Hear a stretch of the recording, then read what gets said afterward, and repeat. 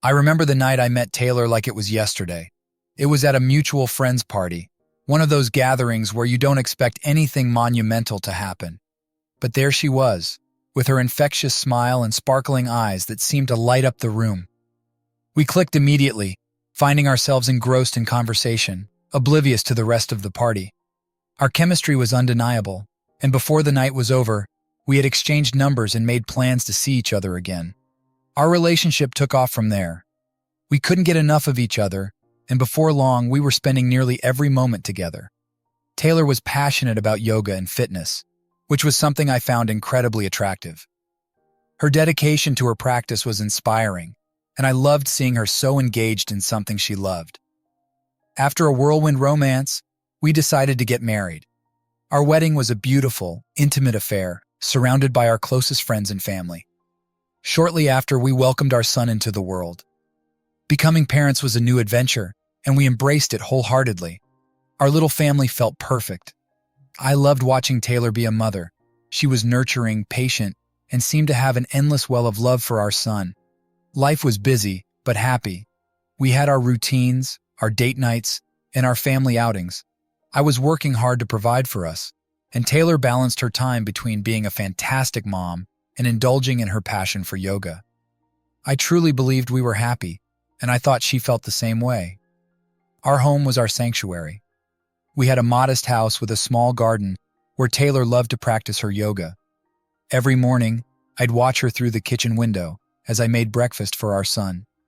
Her graceful movements and serene expressions made me feel lucky to have her in my life. We often spent evenings on the porch, sipping tea and talking about our day, our dreams, and our plans for the future. It felt like we were a team, united in our love for each other and our commitment to our family. We celebrated our son's milestones together, from his first steps to his first words. Every achievement was a shared joy, and I couldn't imagine going through life without Taylor by my side. We were partners in every sense of the word, and I felt secure in the life we were building together. It's funny how quickly things can change. One moment you're living what seems like a perfect life, and the next, everything comes crashing down. The first hint that something was wrong came in the form of a text message. I had picked up Taylor's phone by mistake, and before I realized it wasn't mine, I saw a message that made my heart stop. It was from her yoga trainer, and it was explicit. My mind raced as I tried to make sense of it. How long had this been going on? Was it a one-time thing, or was there more to it? I felt a mix of anger, betrayal, and hurt. This couldn't be happening, not to us. When I confronted Taylor, she tried to deny it at first, but the evidence was undeniable. I had seen the messages, the photos. She eventually broke down and admitted to the affair. Hearing her confess was like a punch to the gut. She had been cheating on me for months, all while maintaining the facade of a loving wife and mother. The days that followed were some of the darkest of my life. I couldn't sleep, couldn't eat. Every time I looked at her, I saw the betrayal. Every time I looked at our son, I felt an overwhelming sadness for the family life we were losing. Trust, once shattered, is incredibly hard to rebuild, and I wasn't sure I even wanted to try. Our home, once a place of comfort, became a battleground. Every corner held a memory of our life together, now tainted by her betrayal. I started noticing things I hadn't before: late nights out, unexplained absences, a newfound obsession with her appearance. It all added up, painting a picture I was too blind to see before. I tried to understand why she did it. Was it something I did? Wasn't I enough? The self-doubt was crippling. I questioned everything about myself and our relationship. The pain was unbearable, and I felt like I was drowning in a sea of confusion and hurt. The pain and anger I felt soon morphed into a desire for revenge. I wanted Taylor to hurt as much as she had hurt me. I started by gathering all the evidence I could find, every message, every photo. I wanted to make sure I had everything I needed to expose her and protect my son. First, I sent the evidence to her yoga facility. I knew that once they saw what she had been up to, her reputation there would be ruined. And it was. She was humiliated and had to stop attending the classes she loved so much.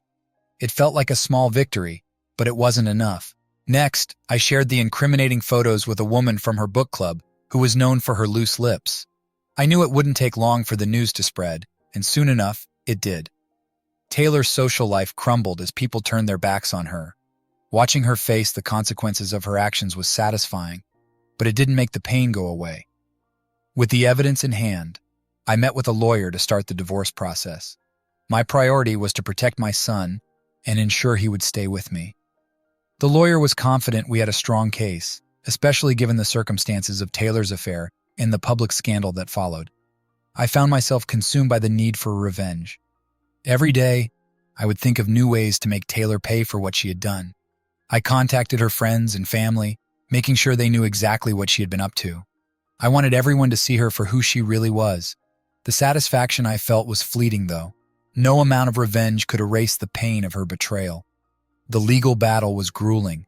We spent months going back and forth, but I was determined to win full custody of our son. I couldn't trust Taylor anymore, and I didn't want our son to be caught in the middle of our broken relationship. My lawyer was relentless, presenting all the evidence of Taylor's infidelity and the impact it had on our family.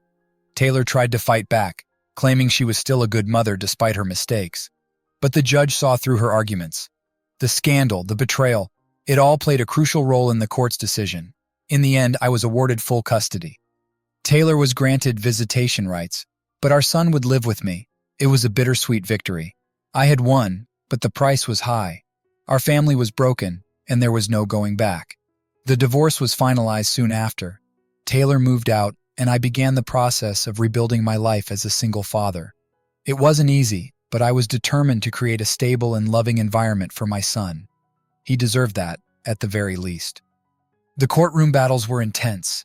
Every hearing was a reminder of the life we had lost. Taylor and I sat on opposite sides, barely making eye contact. The tension was palpable. Our lawyers argued passionately, each trying to sway the judge in our favor. It was exhausting, both emotionally and mentally. During the proceedings, I learned things about Taylor that I never knew. The depth of her deceit was staggering. It wasn't just the affair. There were lies about money, about her past. Every revelation felt like another knife in my heart. I couldn't believe how much I had been blind to, how much I had been willing to overlook in the name of love. The months following the divorce were challenging. The pain of Taylor's betrayal lingered, but I knew I had to move forward. I threw myself into my work and focused on being the best father I could be. My son was my anchor, and I wanted to provide him with the stability he needed. I started finding solace in the small victories. My son and I developed new routines, new traditions. We went on weekend adventures, explored new hobbies, and created new memories. The bond between us grew stronger, and I found joy in watching him thrive. The experience taught me a lot about resilience and the importance of trust. I realized that while Taylor's betrayal had hurt me deeply, it didn't define me. I was stronger than I had given myself credit for, and I was capable of building a new life for myself and my son. I also learned the importance of self-care. I started seeing a therapist to help me process everything I had been through. It was a slow and sometimes painful journey, but it was necessary. I needed to heal, not just for myself, but for my son. Looking back, I can see how far we've come. The pain is still there, but it's no longer all-consuming. I've accepted what happened and have made peace with it. I've moved forward, focusing on the future and the life I'm building for my son and me. And as for Taylor, I've let go of the anger. I don't think I'll ever fully forgive her, but I've stopped letting her actions control my emotions. She's a part of our past, but she doesn't define our future. That's something I've taken control of, and it feels empowering. Our story is one of betrayal and heartache, but it's also one of resilience and hope.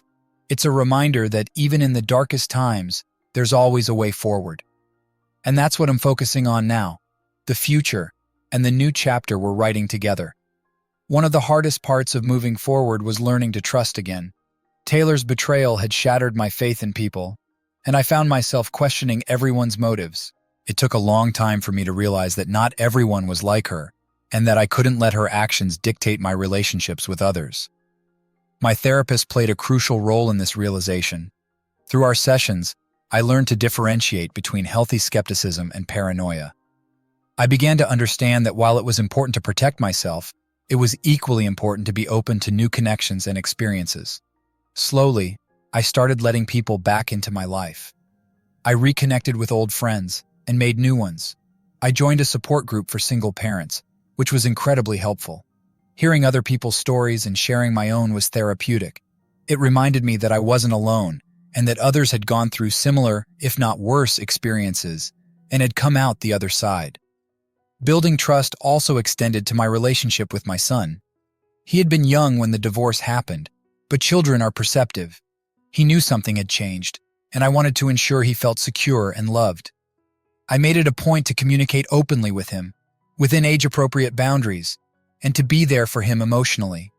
Our bond grew stronger because of it. Trusting new people was a slow process. I found myself second-guessing everyone's intentions. Casual friendships felt safer than deep connections. It took time, but gradually, I allowed myself to believe in the goodness of others again. I started dating, cautiously at first. Each new relationship came with its own set of anxieties, but I tried to remain hopeful. I knew that not everyone was like Taylor, and I deserved a chance at happiness too. Establishing a new normal was a gradual process. At first, everything felt foreign and uncomfortable.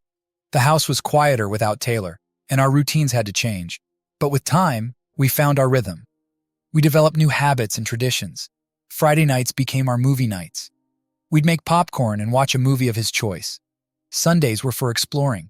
We'd go to parks, museums, or just for a drive with no destination in mind. These little traditions became the highlights of our week and helped us create a sense of normalcy. I also started taking better care of myself physically. I joined a gym and started working out regularly. It was a great way to relieve stress and boost my mood. I even tried yoga, which was ironic considering Taylor's affair had started with her yoga trainer. But I found that it helped me relax and find a sense of inner peace. Professionally, I threw myself into my work. I was determined to provide a good life for my son. My hard work paid off, and I received a promotion. It was a validating experience, proving to myself that I could succeed despite the personal turmoil I had gone through. Creating a new normal involved redecorating the house. I wanted to remove all reminders of Taylor, so I painted the walls, bought new furniture, and rearranged the layout. It was therapeutic and helped create a space that felt like mine. I even started a small garden in the backyard, something I had always wanted to do. It became a project my son and I worked on together, planting flowers and vegetables. Watching the garden grow was a metaphor for our own healing process. Navigating the co-parenting relationship with Taylor was challenging. Despite everything, she was still our son's mother, and I wanted to maintain a civil relationship for his sake. But it wasn't easy. The trust was gone, and every interaction was tinged with the past. We communicated primarily through a co-parenting app, which helped keep things organized and minimize direct contact. We had a set schedule for her visitation, and I made sure to be flexible when necessary, even though it was difficult. There were times when Taylor tried to overstep boundaries, wanting to be more involved than our agreement allowed. It led to several heated discussions, but I stood my ground. I had to protect our son's stability and my own peace of mind. One of the hardest parts was when our son started asking questions. As he got older, he became more aware of the situation. He asked why we couldn't all live together and why his mom and I didn't get along. I tried to answer his questions as honestly as I could without bad-mouthing Taylor. It was a delicate balance, but I wanted him to have a positive relationship with both of us. Co-parenting also meant attending school events and activities together. It was awkward at first, but over time, we learned to put our differences aside for our son's sake. Seeing his happiness when both his parents were present made it worth the effort. We attended parent-teacher conferences, sports games, and school plays, always putting on a united front for him. It wasn't easy, but it was necessary. As time went on, I started to think about dating again. The idea was daunting. I hadn't been on a date in years, and the thought of putting myself out there was intimidating. But I knew I couldn't let my past dictate my future. I deserved to be happy, and so did my son. I started with baby steps. I created a profile on a dating app and began chatting with a few people. It felt strange at first, but it was also exciting. I went on a few dates, some of which were great, others not so much. But each experience taught me something new about myself and what I was looking for in a partner. Eventually, I met someone who seemed different. Her name was Emily, and she was kind, understanding, and had a great sense of humor. We clicked in a way that felt natural and easy. She knew about my past and was incredibly supportive. She didn't push for anything too quickly, and we took our time getting to know each other.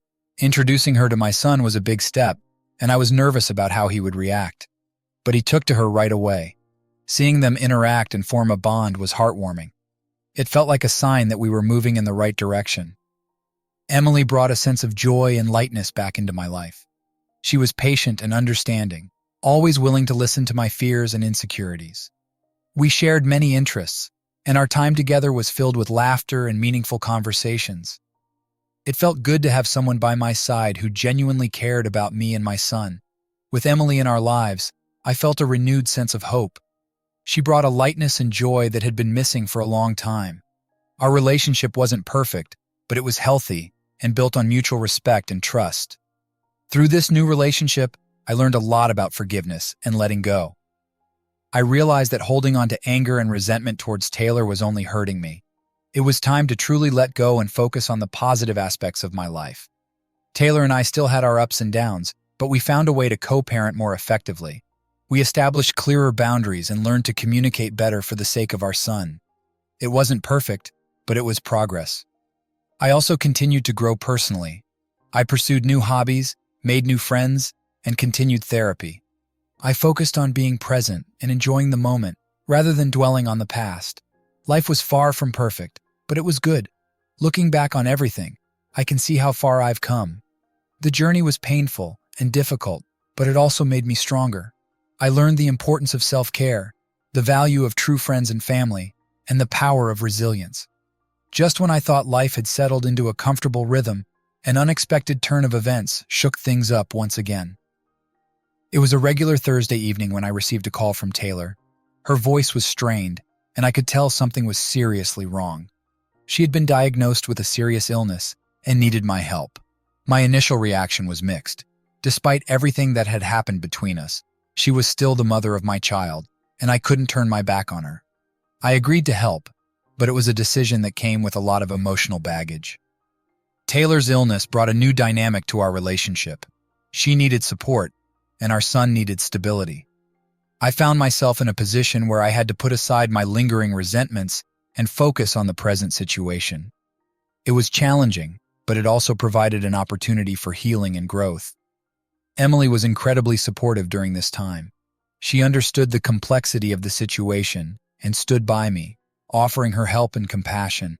It reaffirmed how special our relationship was and how lucky I was to have her in my life. Taylor's illness required regular treatments and hospital visits.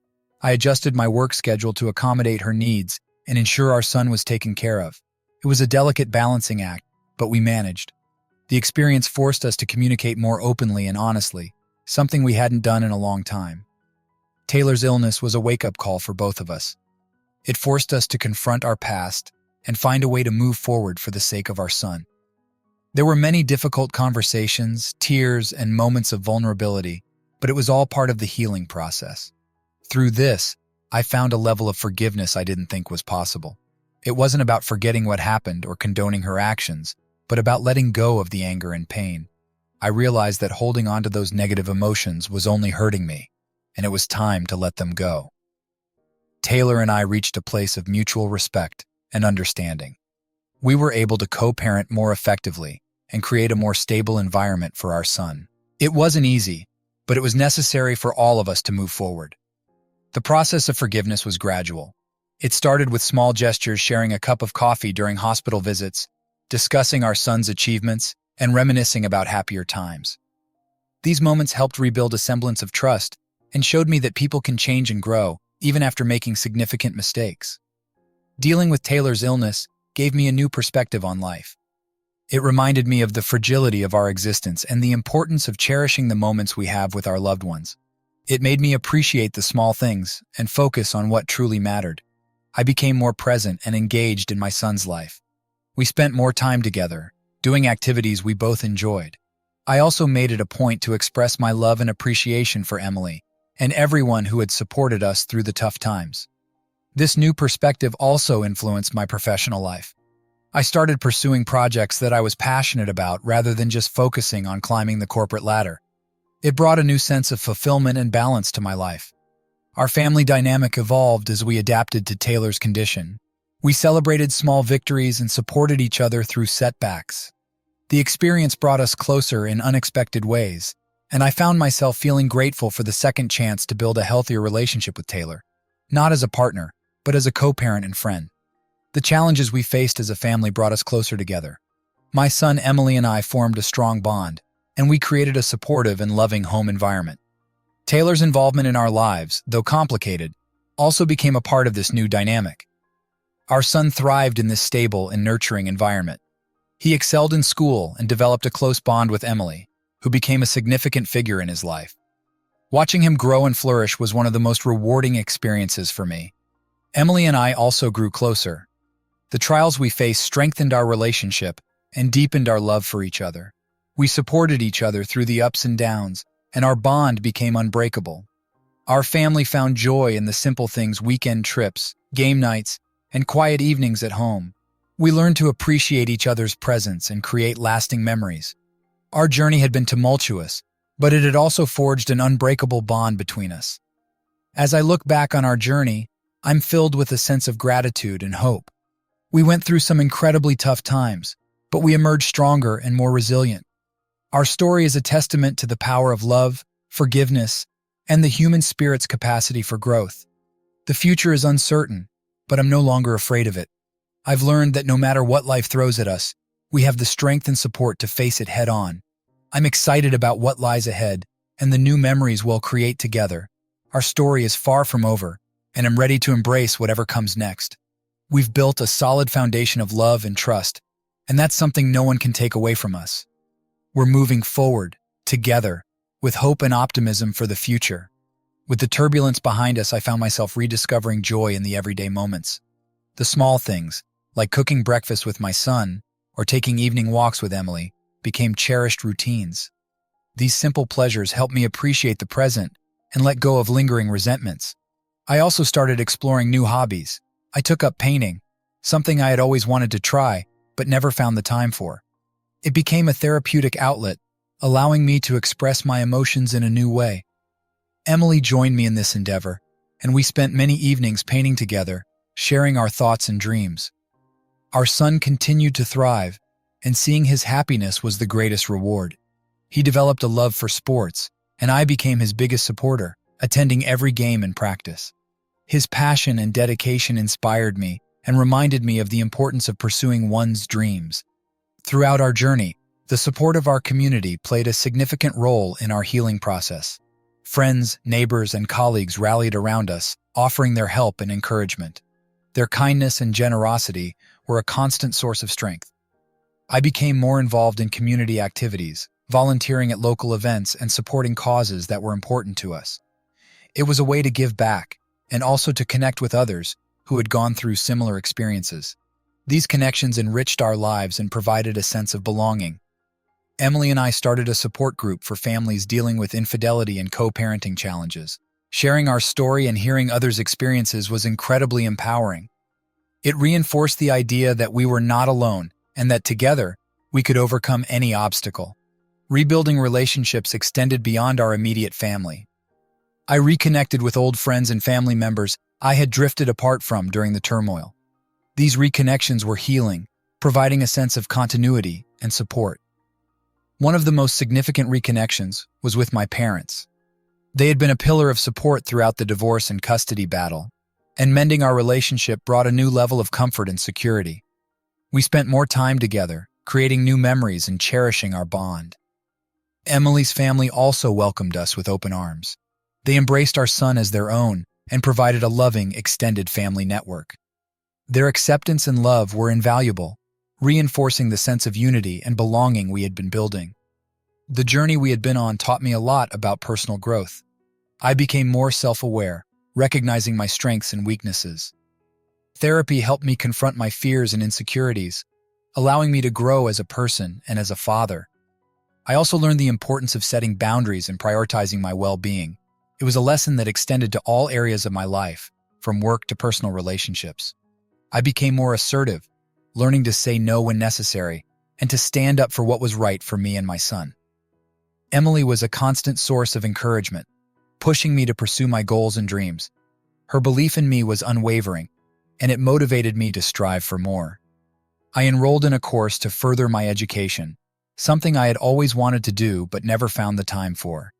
It was challenging, but incredibly rewarding. As we moved forward, we made it a point to celebrate every milestone, big or small. Birthdays, anniversaries, and achievements were all reasons to come together and celebrate. These moments of joy and celebration were vital in reinforcing the positive changes in our lives. Our son's achievements, in particular, were a source of immense pride. From winning his first sports trophy to excelling in school, every accomplishment was a testament to his resilience and strength. Celebrating these milestones reinforced the love and support that surrounded him. Emily and I also celebrated our relationship milestones. From our first anniversary to small victories in our personal growth, each celebration was a reminder of how far we had come. We made it a point to cherish these moments, knowing that they were the foundation of our future together. Change became a constant companion, but instead of fearing it, we learned to embrace it. Life's unpredictability was no longer a source of anxiety, but an opportunity for growth and new experiences. This shift in perspective allowed us to navigate challenges with a sense of calm and optimism. One significant change was moving to a new home. It was a fresh start, a chance to create new memories and leave behind the remnants of our past. The process of moving was both exciting and daunting, but it ultimately brought us closer together. Our new home became a sanctuary, filled with love and laughter. We also embraced changes in our professional lives. Emily started her own business, something she had always dreamed of. Her courage and determination were inspiring, and I supported her every step of the way. Watching her succeed was a source of immense pride and joy. As we settled into our new normal, I often found myself reflecting on the journey we had been on. It was a roller coaster of emotions, filled with highs and lows, but it was also a journey of immense growth and transformation. I realized that the challenges we faced had shaped us into stronger, more resilient individuals. Our family bond was unbreakable, forged through adversity and strengthened by love and support. The lessons we learned along the way were invaluable, and they would guide us as we moved forward. Reflecting on the past also brought a sense of closure. I no longer held on to the anger and resentment that once consumed me. Instead, I felt a sense of peace and acceptance. Our story was not just one of betrayal, but also of redemption and hope. The future was filled with promise and possibility. We had overcome so much, and I knew that whatever challenges lay ahead, we would face them together. Our journey had taught us the importance of resilience, love, and forgiveness. I looked forward to the years ahead, watching our son grow and supporting Emily in her endeavors. We had built a life filled with love and joy, and I was excited to see what the future held for us. Our story was far from over, and I was ready to embrace whatever came next. With hope and optimism, we moved forward, knowing that together we could overcome anything. Our future was bright, and I was grateful for the journey that had brought us here. As we moved forward, we focused on creating new traditions that reflected our new life together. These traditions were not just about celebrating special occasions, but also about finding joy in everyday moments. One of our favorite traditions was family game night. Every Friday, we would gather around the table and play board games, laughing and enjoying each other's company.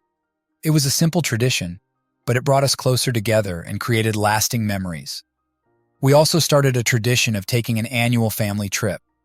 Each year, we would choose a new destination and embark on an adventure together. These trips were a time to unwind, explore new places, and strengthen our bond. Whether it was a weekend getaway or a longer vacation, these trips became a cherished part of our lives. Supporting each other became a cornerstone of our relationship. Emily and I made it a point to be there for each other, no matter what. Whether it was a tough day at work, a personal challenge, or a moment of self-doubt, we provided unwavering support and encouragement. We also supported our son in his pursuits and passions.